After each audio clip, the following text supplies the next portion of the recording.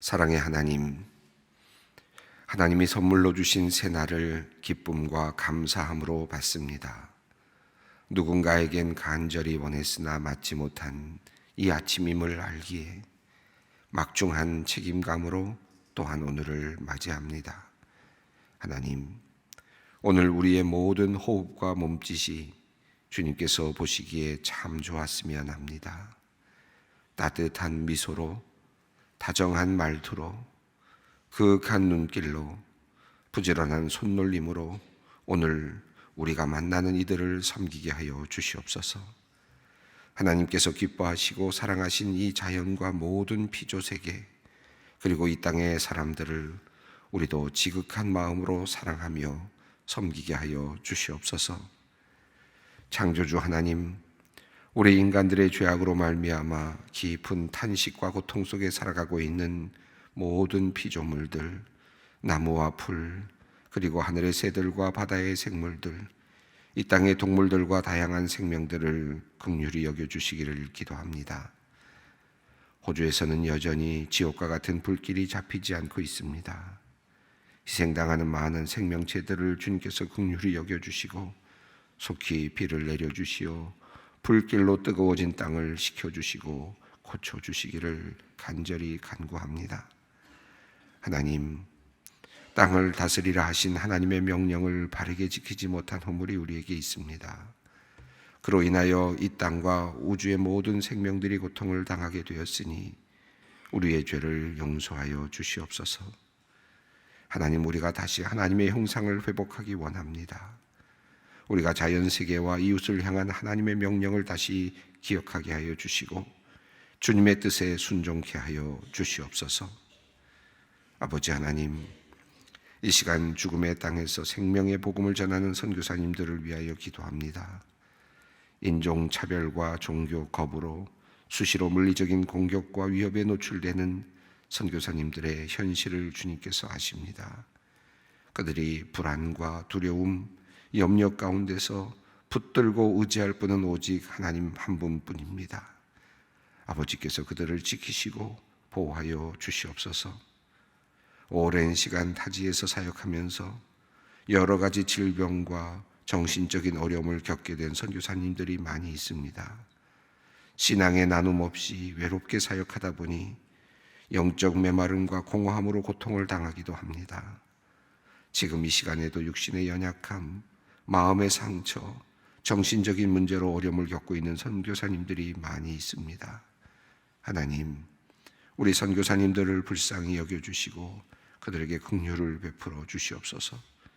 누구에게도 말하지 못하고 몸과 마음의 질병과 싸우는 선교사님들을 외면하지 말아 주시고 하늘의 상을 준비하여 주시되 이 땅에서도 넉넉하고 기쁨으로 살아갈 수 있도록 몸과 마음이 건강을 주님 속히 허락하여 주시옵소서. 하나님, 새해를 맞이하면서 자신에게 주어진 책임을 무겁게 여기고 주님께 도우심을 간구하는 성도님들이 있습니다. 특별히 기업을 이끌어가는 기업가들을 위해 기도합니다. 참으로 어려운 정치적인, 경제적인 현실 앞에서 한치 앞을 내다볼 수 없는 위기를 맞이하고 있는 이때에 항공모함과 같은 큰 기업들을 이끌어 나가는 것이 얼마나 힘들고 어려운 일인지 주님은 아십니다. 하나님, 돈을 더 벌기 위해서가 아니라 더 큰 기업을 만들어 더 유명해지거나 칭송받기 위해서가 아니라 다른 이들의 부러움을 사기 위해서가 아니라 자신이 기업을 하는 참 의미를 깨닫게 하여 주시기를 간구합니다. 하나님께서 주시는 소명으로 천직으로 무거운 직임을 받게 하시고 하나님의 영광을 위하여 그리고 함께하는 모든 직원들과 가족들의 안위와 생명, 그들의 미래를 위하여 위대한 일을 하고 있음을 깨닫고 힘을 얻게 하여 주시옵소서. 하나님, 우리 기업인들에게 주님을 의지하는 굳센 믿음을 주시옵소서. 지혜를 주셔서 시대를 잘 판단하고 적절하게 기업의 전략을 마련하게 하여 주시옵소서. 돕는 손길도 하나님께서 붙여주시옵소서. 기업은 노사가 한 마음이 되어서 서로 협력하며 상생의 길을 모색해 하여 주시옵소서. 기업을 무너뜨리려는 세력들로부터 보호하여 주시옵소서. 건강과 지혜를 내려 주시옵소서. 직원들의 안위를 늘 깊이 생각하고 배려하는 기업인이 되게 하여 주시옵소서. 주님의 도우심을 간절히 구할 때마다 주님께서 풍랑을 잔잔케 하시고 순풍이 불게 하여 주시옵소서. 올해 한 해도 주님께서 안전하게 지켜주시기를 간절히 간구합니다. 하나님, 우리나라의 땅을 위하여 주님께 기도합니다. 한반도에 들이온 위기가 우리 믿는 이들의 마음을 아프게 하며 나라를 위하여 기도하게 합니다. 하나님, 이 나라가 증오와 보복, 거짓과 술수로 가득 차 있음을 봅니다. 하나님, 이 나라를 불쌍히 여겨주시고 이 땅을 지켜주시옵소서. 이 땅의 백성들이 참된 자유를 누리며 하나님을 온전히 예배하며 살 수 있도록 주님께서 이 나라를 보호하여 주시옵소서. 잘못된 이념이나 정치적인 세력으로 인하여 이 나라의 미래가 후퇴하는 일이 없도록 주님께서 보호하여 주시옵소서. 태국에서 단기 선교 활동 중인 30명의 대학부 지체들을 위하여 기도합니다. 오지까지 들어가 복음을 전하는 그들의 발걸음을 안전하게 지켜주시옵소서. 특별히 한 사람 한 사람에게 성령의 능력을 부어주셔 자신이 만난 예수님을 기쁨으로 전하는 시간 되게 하시며 그들 모두 평생에 지울 수 없는 예수님을 깊이 만나고 돌아오는 은혜의 여정이 될 수 있도록 인도하여 주시옵소서. 하나님, 소망의 성도님들을 위해 기도합니다. 뇌출혈로 수술을 받고 회복 중에 있는 장로님의 건강을 지켜주시고 온전하게 빠르게 회복해 하여 주시옵소서. 뇌암 수술 후 회복 중인 성도가 있습니다. 아직 젊은 나이입니다. 40대의 젊은 나이에 어린 두 자녀를 둔 엄마입니다. 하나님, 꼭 고쳐 주시옵소서. 이어지는 항암 치료에 하나님의 특별한 치유의 은혜를 부으시고 이 과정을 통하여 남편과 본인이 살아계신 하나님을 깊이 경험케 하여 주시옵소서. 완치되었다고 생각했던 췌장암이 다시 재발하여 다시 치료를 받아야 하는 우리 집사님이 있습니다. 귀한 주님의 일꾼입니다. 그의 신실한 마음을 주님께서 아십니다. 주님께서 긍휼을 베풀어 주시어 하나님의 기적을 선물로 허락하여 주시옵소서. 더 단단해지는 믿음의 훈련 과정이 되게 하시되 반드시 주님께서 지키시고 보호하여 주시기를 간절히 간구합니다. 이제 하나님의 말씀 앞으로 나아갑니다. 말씀을 통해 우리 믿음이 굳건히 세워지고 믿음에 근거한 평안을 얻게 되기를 소원합니다. 우리의 한숨을 찬송으로 바꿔주시고 우리가 생명으로 들어가는 좁은 길을 선택하도록 우리를 일깨워 주시옵소서. 성령님의 역사하심을 간구하옵고 우리 주 예수 그리스도의 이름으로 기도 올리옵나이다. 아멘. 오늘 하나님의 말씀입니다. 창세기 2장 4절로 17절까지 말씀입니다. 창세기 2장 4절로 17절까지 말씀 함께 봉독하겠습니다.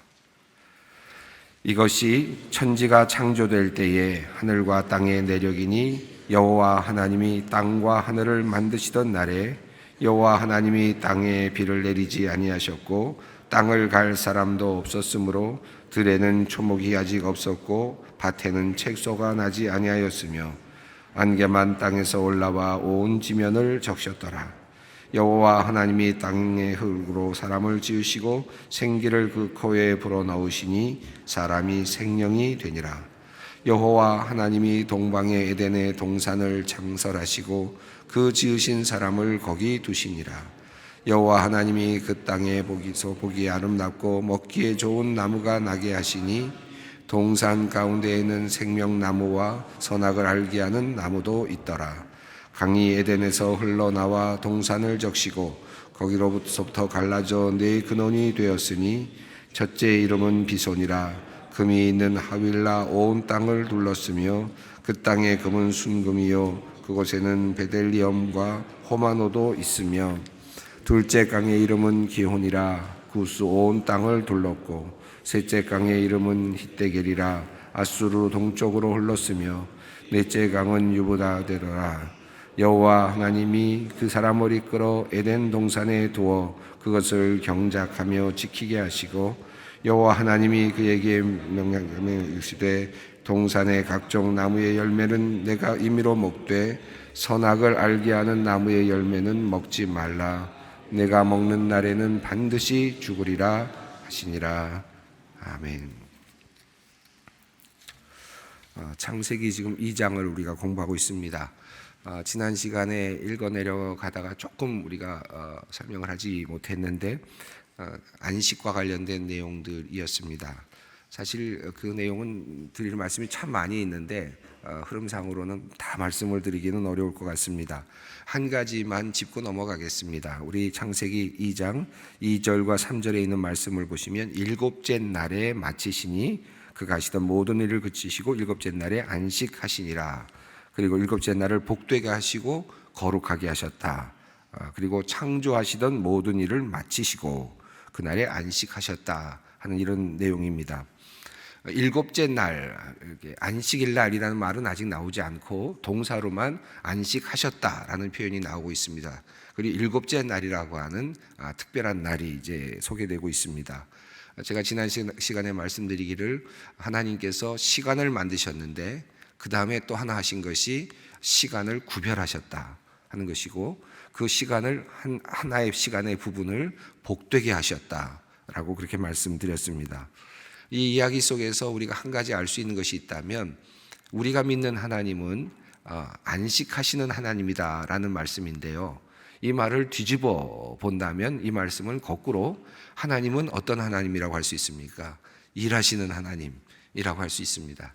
첫째 날, 둘째 날, 셋째 날, 넷째 날, 다섯째 날, 여섯째 날 하나님께서 일하셨다. 이게 강조된 거죠. 그리고 쉬셨다라는 것입니다. 모든 창조물들을 다 만드신 다음에 다음 모든 것이 완성된 날, 그러니까 2장 1절에 나오는 말씀은 천지와 만물이 다 이루어지니라 라고 했는데 이제 완성입니다. 미완이 아니라 하나님의 창조가 완성되었다 라는 의미를 담고 있습니다. 하나님께서 완전하게 세상을 창조하시고 그리고 나서 하나님께서 쉬셨다라는 것입니다. 이 쉬셨다는 말은 힘들어서 쉬셨다, 피곤해서 쉬셨다, 다시 이제 충전하시기 위해서 쉬셨다라는 의미라기보다는 하나님께서 그렇게 피곤하시면 안 되죠. 우리가 믿는 하나님이 우리가 상식적으로 생각해 보아도 하나님이 피곤해서 쉬셨다라기보다는 하나님께서 일하시고 만들어 놓으신 모든 작품들을 보시고 기뻐하시는 시간입니다. 그 모든 것을 보시고 함께 기뻐하고 계시는 시간, 복된 시간, 하나님의 복된 시간입니다. 그러니까 하나님께서 이 쉬시는 날 뭘 하셨을까? 잠이 드셨을까요? 그런 것 같진 않고 하나님께서 어떤 일을 하셨겠습니까? 다 만들어 놓으신 그 모든 피조물들을 꿰뚫어 보시면서 그걸 다 보시면서 사랑스러운 눈길로 만끽하고 계시는 그 작품을 지금 만끽하고 계시는 시간이 안식일이라고 할 수 있겠습니다. 그 시간이 복된 시간이죠. 그러니까 피조물의 입장에서 보면은 안식일은 어떤 날입니까? 하나님과의 관계를 맺는 시간, 하나님과의 첫 번째 관계를 맺는 시간, 하나님께 눈길을 드리는 시간이고 하나님과 눈을 맞추는 시간이라고 할 수 있을 것 같습니다. 그것에서 쉼이 일어나는 것이고 하나님께서 말씀하신 안식일이라고 하는 것이 나오던 것이죠. 그래서 지난 시간에 말씀드렸습니다마는 우리 인간은 하나님과의 관계를 먼저 맺고 그리고 하나님께서 쉬시게 하시는 쉼을 먼저 가지고 그리고 나서 이제 일을 시작하는 그런 그 구조를 가지고 있다 하는 말씀을 드렸습니다. 창세기 1장 또 2장의 흐름을 보면서 우리가 하나 알 수 있는 것이 있다면 고대 근동에서 가지고 있었던 여러 가지 신화들 또는 고대 근동이 가지고 있었던 그 신에 대한 인식들과 비교해 보면 특징이 우리 이 성경이 말하고 있는 특별한 특징이 몇 가지가 있습니다. 학자들이 대부분 이제 연구해서 이렇게 알려주는 내용들입니다만은 고대 근동에서의 그 신은 대부분 자신들이 신의 형상을 가지고 있었다고 생각을 했답니다. 그래서 신의 형상이 있다. 근데 그 신의 형상들을 자기들이 만들었죠. 여러분 뭐 고대 석상들이라든가 목상들 보시면은 과거의 것들을 보시면은 이상한 그 짐승의 모습도 있고 뭐 개구리 모습도 있고 뭐 별의별 모습들이 있지 않습니까? 나름대로 이상한 모습들도 만들기도, 웅장한 모습으로도 만들기도 하고, 또 이런저런 생물들을 섞어서 붙여서 만들기도 하고, 그러면서 신의 형상이 있다라고 그렇게 생각을 한 고대 근동 지역에 많은 종교들이 있었다는 거죠. 또 그런 신화들도 많이 존재한다고 합니다. 그런데 성경이 가지고 있는 특별한 특징이 있다면 하나님의 형상이 있다라고 말했는데 그 형상을 살아있는 인간에게 두었다는 것입니다. 이것은 성경이 가지고 있는 아주 특별한 특징이다라고 그렇게 구별을 합니다. 하나님의 형상이 있다, 신의 형상이 있는데 그 형상이 인간이다 라고 하는 것은 굉장한, 당시로서는 상당한 파격적이고 또 우리가 알 수 없어, 그 당시 사람들이 알 수 없었던 그와 같은 관점이었다라고 그렇게 학자들은 이야기합니다. 한 걸음 더 나가서 그 인간이 모든 세상을 다스린다. 그런데 고대 근동에 있는 모든 그 신관이라든가 신화들은 도리어 모든 세상을 누가 다스리냐면 신들이, 그런 작은 신들이 나름대로 역할을 맡아서 다스리는 그런 형태들이 대부분인데, 인간이 모든 것을 다스린다. 그리고 한 걸음 더 나아가서 모든 인간에게 열려 있다는 것입니다. 모든 인간, 인류라는 모든 인간에게 이 세상을 다스리라고 하는 임무가 열려져 있다. 낮은 자, 높은 자 이런 전혀 구별이 없이 모든 인간들은 하나님의 창조 사역에 동참하고 이 세상을 다스리는 역할이 주어졌다. 이라고 하는 것이 굉장한, 그 고대 근동의 여러 신화들과 비교했을 때 성경이 우리들에게 주고 있는, 또 하나님의 말씀이 주고 있는 상당한 파격적인 관점이다. 또 하나는 신은 인간은 신을 위해서 존재해서 신전을 짓고 노동을 하고, 또 노동을 하면서 또 잘못하면 신들로부터 벌을 받는 그와 같은 구조들이 대부분인데, 성경에 나오는 하나님은 인간을 만드시고 인간을 위해서 일하시고, 그리고 먼저 일하시고 더 나아가서 그 다음에 인간에게 복을 주시는 그런 하나님이시다. 이런 하나님의 모습이 다르게 나타나고 있다 하는 것을 말씀합니다. 그런 관점을 한번 생각해 보면서 성경을 다시 본다면 또 다른 의미가 있을 거라고 생각합니다. 자, 오늘 이제 2장 4절, 5절 이제 이어지는 부분입니다. 여기 보면 이제 이것이 천지가 창조될 때 하늘과 땅의 내력이니라고 이제 이렇게 시작이 됩니다. 4절 한번 읽어볼까요? 이것이 천지가 창조될 때에 하늘과 땅의 내력이니 여호와 하나님이 땅과 하늘을 만드시던 날에. 이 자세한 내용은 말씀 못 드리겠습니다만은, 이것이 천지가 창조될 때 하늘과 땅의 내력이니 이와 같은 이제 엘레톨레도트라고 하는 이제 이런 문장에 이제 나오는 그런 구문 같은 것이 있는데, 이게 뭐냐면 이것이 뭐뭐뭐시다, 이것이 뭐뭐뭐다라고 하는 이런 이제 하나의 마치 요약하는 것의 앞부분에 나오는 이야기 같은 그런 문구들이 있는데, 창세기에 10번 정도가 등장을 합니다. 그 중에 이제 첫 번째라고 합니다. 이 부분이. 그래서 이것이 천지가 창조될 때 하늘과 땅의 내력이다라고 해서 마치 이제 앞으로 무슨 이야기를 쭉 하는 내용처럼 이제 보통 앞에 붙어 있는데, 학자들은 이거를 좀 뒤에 앞에 있는 모든 것들에 대한 요약으로 이해하고, 그래서 4장 중간부터를 이제 새로운 또 출발로 이렇게 이해를 합니다. 그거 중요한 건 아닙니다. 다만 중요한 것은 이와 뭐뭐시다, 다음이 노아의 뭐 족본이라, 다음이 뭐니라 이렇게 나오는 것인데, 2장 4절뿐만 아니라 6장 9절, 또 10장 1절, 11장 10절, 또 27절, 25장 12절, 또 19절, 36장 1절, 9절, 그리고 37장 2절. 너무 빠르죠?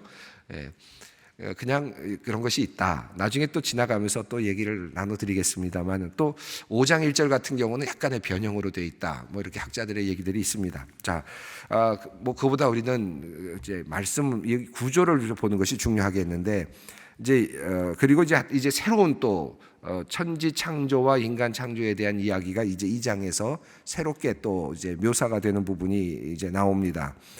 여호와 하나님이 땅과 하늘을 만드시던 날에 해서 이제 또 새롭게 이제 천지 창조에 대한 이야기를, 창조의 이야기를 다시 하고 있는 것을 볼 수 있습니다. 근데 이 내용은 조금 더 1장에 있는 내용이 좀 더 굉장히 거시적이고 웅장하고 우주적이라고 한다면, 이 2장 4절 이후에 나오는 내용은 조금 더 아주 미세하고 또 좀 더 근접하게 마치 현미경으로 다시 좀 한쪽을 들여다보는 듯한, 특별히 인간의 창조 부분을 조금 더 깊이 이렇게 들여다보는 듯한 그런 형태로 되어 있고, 시기적으로도 조금 더 뒤로 이렇게 물러나서 인간이 이제 충분히 이제 온전하게 완성되어 가는 그런 단계의 모습처럼 이렇게 보여지기도 합니다.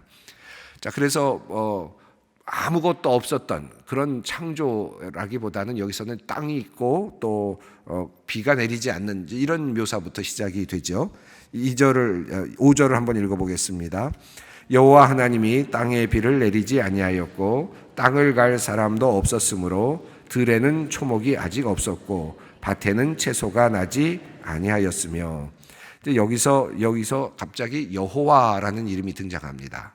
앞에는 엘로힘이라고 하는 신들 또는 신 이렇게 표현할 수 있는 하나님의 이름이 등장했는데, 여기서 여호와라고 하는 이름이 이제 등장하면서 조금 더 시대가 이렇게 조금 더 달리 표현하는 듯한 느낌도 있고, 또 이름도 달리 표현하고 있습니다. 4절에도 여호와라는 이름이 나오고 있습니다. 자, 여기 보시면 땅에 비를 내리지 아니하였고 땅을 갈 사람도 없었다 라고 이렇게 표현하고 있습니다. 들에는 초목이 아직 없었고 밭에는 채소가 나지 아니하였다. 아직 이 땅의 이제 원시적인 그런 상황인데, 재미있는 것은 그 하나님의 역할과 인간의 역할이 이렇게 표현되고 있다는 것이 재미있지 않습니까? 하나님은 땅에 아직 비를 내리지 않았고, 그리고 땅에는 땅을 갈 사람이 아직 없었고, 이 말을 거꾸로 우리가 다시 미래로 놓고 본다면 어떤 의미입니까? 하나님은 이제 앞으로 땅에 비를 내리시는 존재이시고, 또 인간은 밑에서 땅에서 땅을 가는, 경작하는 인간이고, 그래서 하나님과 인간이 함께 협력하면서 이 땅을 이제 가꾸어야 될 그런 존재다라는 것을 미리 암시하는 듯 이렇게 보입니다. 아직은 하나님도 그 일을 하고 계시지 않았고, 또 인간도 아직 태어나지 않았으니까 그런 일을 할 사람이 없었다. 이제 미래에 그런 일이 일어나야 된다 하는 것을 암시하는 그런 모습입니다. 6절에서 안개만 땅에서 올라와 온 지면을 적셨더라. 아직 이제 인간이 탄생하기 전의 단계입니다. 이 모든 문장이 사실 4절부터 5절, 6절, 7절까지가 한 문장으로 히브리어는 되어 있어요. 그래서 이게 하나의 큰 흐름인데, 아무것도 없고 인간도 없고 아무것도 없을 때 이제 하나님이 인간을 만들었다라고 하는 이제 그런 아주 극적인 표현이 되고 있는 부분이 7절입니다. 7절을 한번 읽겠습니다. 여호와 하나님이 땅의 흙으로 사람을 지으시고 생기를 그 코에 불어넣으시니 사람이 생명이 되니라. 이걸 어떻게 해석할 것인가? 흙으로 진흙으로 이렇게 흙으로 만들어서 빚어가지고 이렇게 흙으로 만들어 놓고 그 다음에 생기를 불어넣었더니 사람이 되었다. 이걸 어떤 식으로 우리가 이해할 것인가?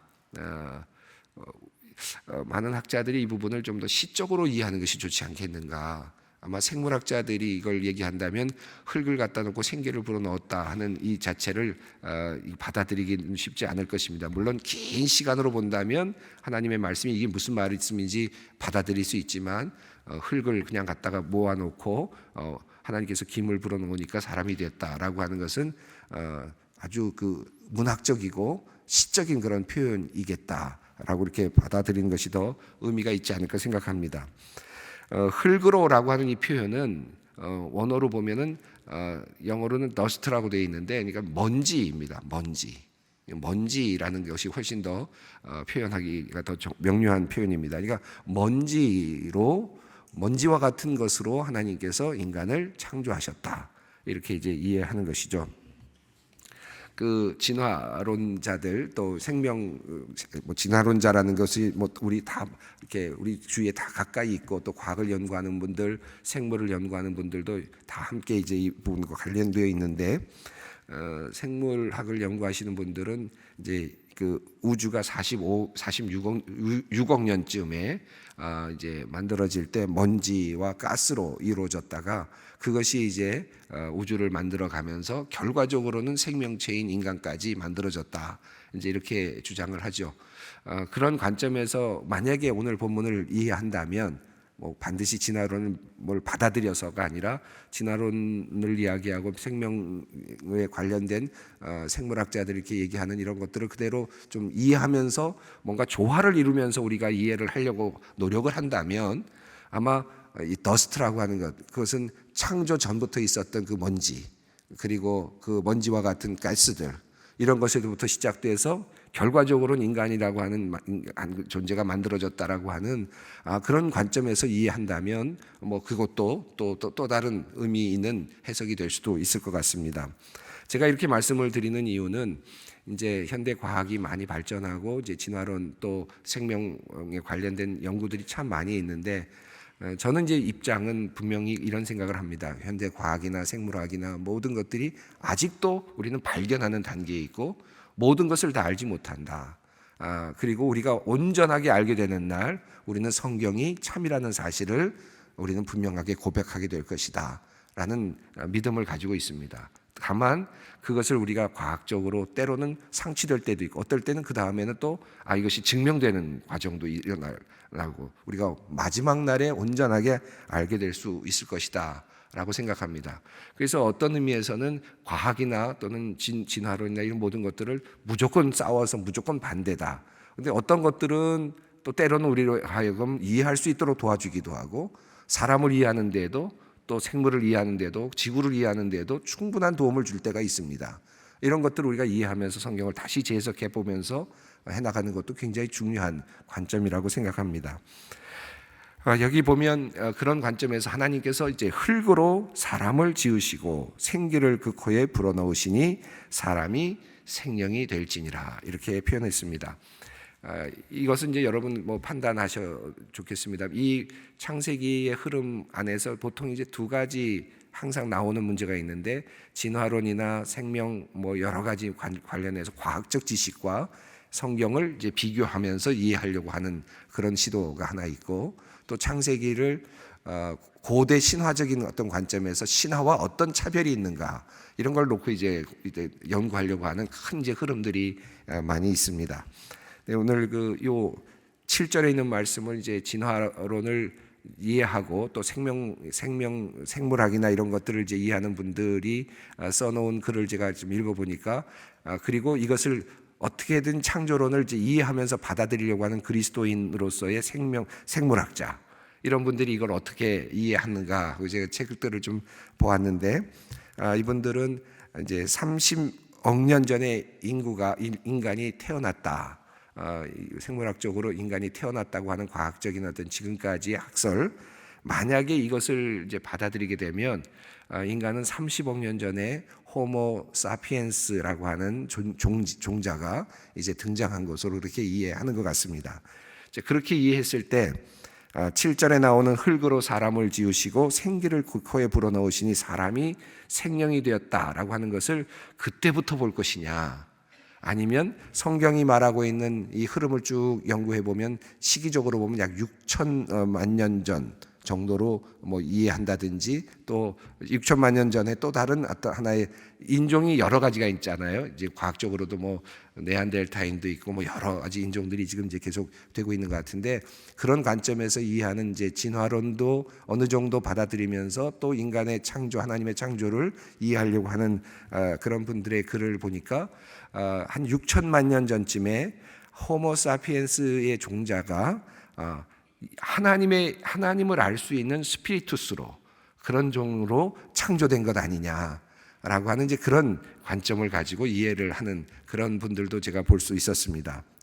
그렇다면 이제 그런 분들의 주장은 뭐냐하면 인간이 30억 년 전에 태어날 때는 호모 사피엔스라고 하는 종자로 태어났다면 이제 6천만 년 전쯤에 하나님께서 그 코에 생기를 불어넣으시는 그 인간은 호모 사피엔스 스피리투스로 하나님의 영이 그에게 가는 그래서 생명이 돼서 하나님과의 어떤 그 교감이 일어나기 시작하는 인간 하나님의 창조하시는 그 생명으로서의 인간 이런 인간으로 이해하는 이제 그런 것들도 있습니다. 제가 좀 더 복잡하게 만들어 드린 것 같습니다만은 혹시라도 여러분이 이 창조와 관련해서 고민하시는 분들이 있을까봐 이런 말씀도 드렸습니다. 우리가 이 성경 말씀을 그러나 7절 말씀은 우리가 그냥 문학적으로 읽을 수 있고 또 동시에 선언적으로도 읽을 수 있습니다. 큰 틀 안에서 우리가 역사를 모든 걸 완전히 묶어서 하나로 압축해서 한마디로 표현하면 그건 뭐냐? 하나님은 인간을 더스트로부터, 먼지로부터 창조해내셨고 그 코에 생기를 불어넣으셨고 생명이 되어서 하나님을 아는 존재가 되었다. 하나님과 소통할 수 있는 존재가 되었다. 이것은 분명하죠. 그걸 이제 또 길게 넓혀서 뭐 여러 가지로 해석을 하는 분들이 이렇게 저렇게, 그렇다고 해서 그것이 다 진리다, 다 밝혀졌다라고 할 수는 없습니다. 하나의 가설이고 하나의 또 생각의 틀들입니다. 뭐 여러분이 정 이해가 안 되실 때는 그런 관점을 가지고 또 이해를 폭을 넓혀 보실 수도 있겠으나, 또 그렇지 않을 때는 이 말씀 그 자체로도 충분히 저는 우리의 믿음의 고백이 될 수 있다고 생각합니다. 하나님께서 더스트로, 먼지와 같은 존재를 가지고 하나님은 인간을 만들어내셨고 그 안에 하나님의 입김을 불어넣으셔서 하나님을 알 수 있는 생명이 되는 존재로 하나님은 인간을 만들어내셨다. 그리고 끝입니다. 이것은 우리 선언이고 우리의 믿음입니다. 이 믿음을 우리가 한번 또 깊이 묵상하는 오늘이 되었으면 좋겠습니다. 뒤에 부분들은 우리가 다음 시간에 좀 더 이어서 함께 살펴보도록 하겠습니다. 함께 기도합니다. 하늘에 계신 우리 아버지, 아버지의 이름을 거룩하게 하시며 아버지의 나라가 오게 하시며 아버지의 뜻이 하늘에서와 같이 땅에서도 이루어지게 하소서. 오늘 우리에게 일용할 양식을 주시고 우리가 우리에게 잘못한 사람을 용서하여 준 것 같이 우리 죄를 용서하여 주시고 우리를 시험에 빠지지 않게 하시고 악에서 구하소서. 나라와 권능과 영광이 영원히 아버지의 것입니다. 아멘.